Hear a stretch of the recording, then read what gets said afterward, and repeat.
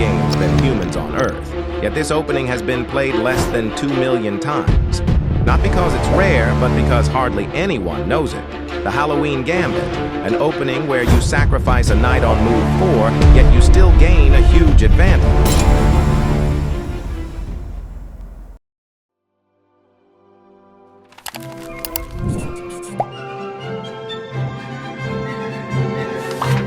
The Halloween Gambit starts from the 4 knights game. You sacrifice your knight on e5, and after black captures it, you play d4. This move conquers the center and gains significant space advantage. Black is now forced to move his knight to safety. He has several options, but first...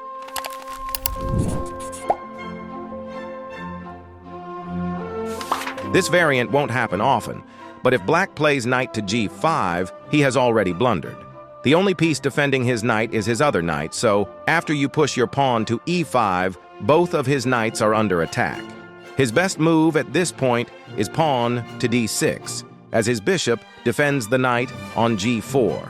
Now, you capture his knight with your pawn. He will recapture either with his knight or his queen. If he takes with his queen, you play queen to d2 to defend against checkmate. After that, you develop your pieces and gain a slightly better position. If he captures the pawn with his knight, you push your pawn to d5, leading to a similar scenario, where you have a slight advantage, but an overall equal position. This variant is the one that will win you the most games. As white, you have over a 64% win rate, yet it remains the most played option.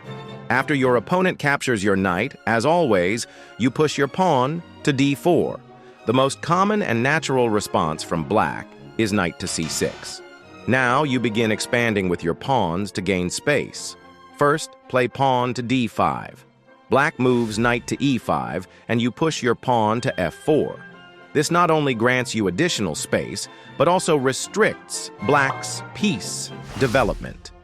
Black replies with knight to g6, and you push your pawn to e5, achieving full central control. After knight to g5, the main move is pawn to d6. Black exchanges pawns and will likely move the queen. The most played move is queen to b6. You respond with knight to b5, which not only defends your pawn but also threatens a fork. Black's best and most natural move is king to d8. While this avoids losing material, it prevents black from castling, leaving their position difficult to play. Although Stockfish says the position as equal, practically, you have a clear plan while black has many opportunities to go wrong. For example, after pushing pawn to f5, black is once again forced to retreat. From here you can continue with logical moves, such as attacking the knight with your bishop to gain a free tempo.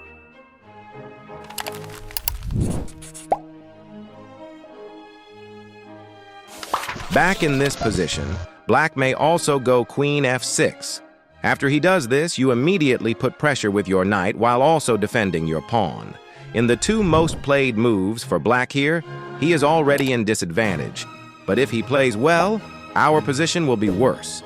First off, the most played option here is king to d8, defending against the fork. After this, you play bishop to e3. You have a 71% win rate in this position, and you should also know this trap, as it is the second most played move, pawn to a 6. After bishop to b7, black's king has to go to e8. Now, you take everything from him in a very brutal way, after which you should always win. However, back there, he may just take your pawn, after which you play queen to d2. If he's greedy and takes your pawn, you play queen to a 5, automatically winning the game with this bishop sacrifice.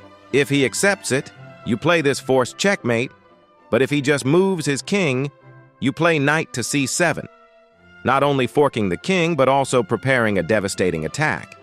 The king moves, and now, bishop to d4. If he takes your bishop, it is mate in 2.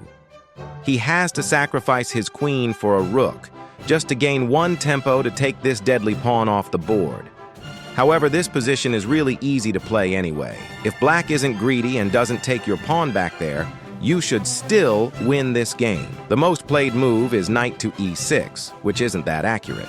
After long castle, there are a lot of variations where black is literally forced to give his material back while also having bad piece activity. For example, in this tricky variant, black gives up a rook to avoid losing his queen, and even though he played accurately, he will still lose this game unless you are 100 elo. Unless you are.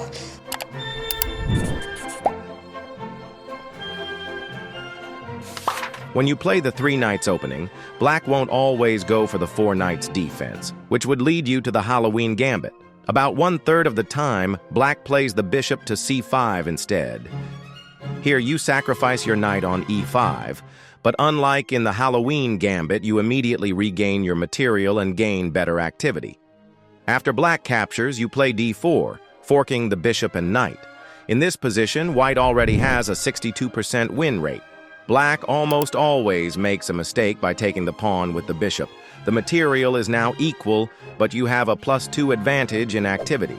Since black's knight is under attack, they often blunder by moving it to c6. Now you take the pawn on g7, and black nearly always responds with queen to f6. If you're not a high-rated player, I suggest playing bishop to h6, which gives a big material advantage. However, if you feel confident, you can simply take the queen, and, after black recaptures, play bishop to c5. No matter where black moves the knight, you play knight to d5, threatening a fork. With this advantage, you should be able to win easily. If black isn't dumb and instead plays d6, the position becomes trickier. White still has a +1.5 advantage, but winning is not as easy. The best move here is bishop to f4. Black will probably play f6, after which you give a check, gaining a position with 70% win rate for white. Black blocks with the bishop, and you play queen to b3, attacking the b7 pawn.